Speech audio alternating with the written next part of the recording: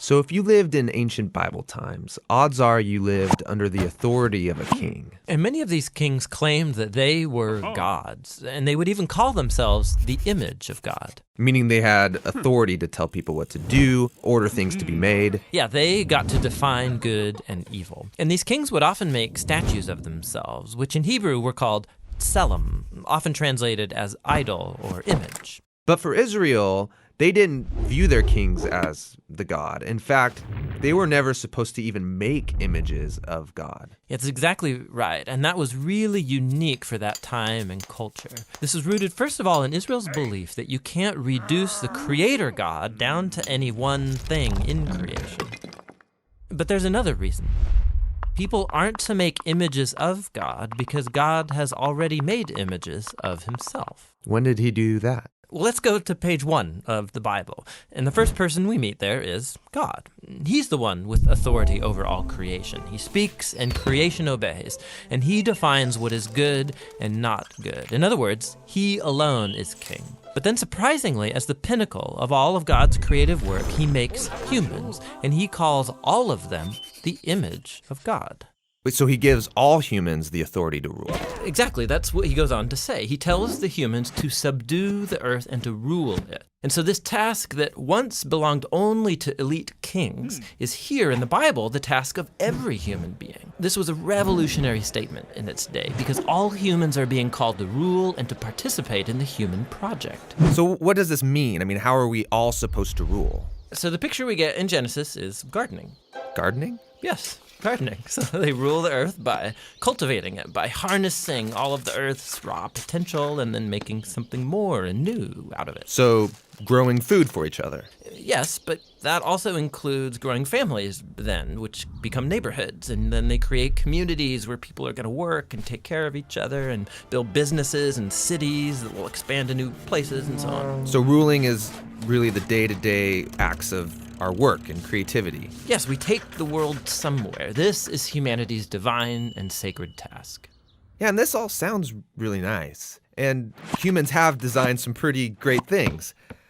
But just as often we create things that cause a lot of suffering and a lot of injustice. So maybe we shouldn't actually be ruling. Yeah, so the Bible addresses this. In Genesis, what happens is that God gives humans a choice about how they're going to rule. So are they going to use their authority for the benefit of others, which is God's definition of good, or are they going to turn away and define good and evil for themselves and use their authority for self-advantage? And in the story, they choose to define good and evil on their own terms. And so this is the Bible's depiction of the human condition. So sometimes we pull off amazingly good stuff, but just as often, despite our best intentions, we act selfishly and we create evil in the world. And so we're stuck as mediocre rulers making a mess of things. But that's not the end of the story.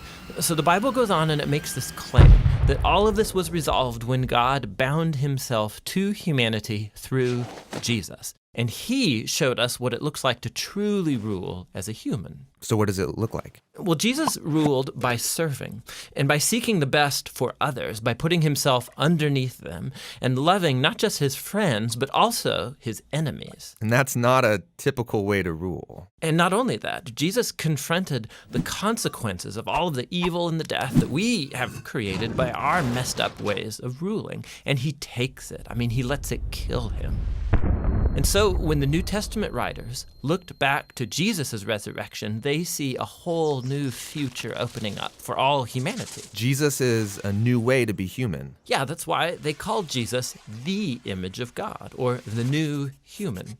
And not only that, they also believe that Jesus' divine life and power is now available to heal and to transform us to become our life and power. And this sounds really nice, but what does it really look like? So practically, the Apostle Paul said it looks like people being filled by Jesus' own presence and spirit.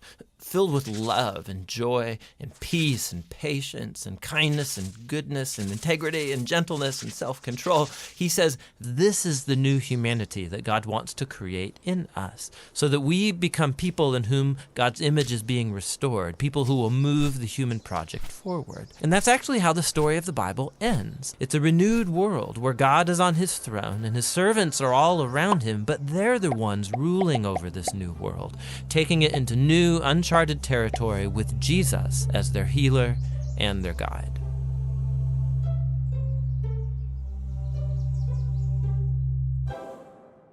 Thanks for watching this channel. We do this because we believe the Bible is one unified narrative that leads to Jesus and has profound wisdom for the modern world.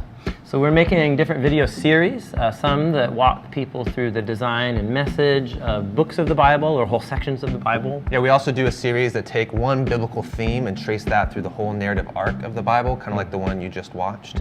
And we have a lot more series coming up that we have planned. The Bible Project is possible because of your support. So some people give one-time gifts, and there's a growing number of monthly supporters as well. And we're all behind this. We want to make these videos free and available to anyone, anywhere. Yeah, so you can join us, be a part of this. Go to jointhebibleproject.com. You can give there. There's also downloadable stuff like full-res videos, study guides, posters. It's all for free, and it's all because of your guys' support. So thanks a lot. Yeah, thank you guys.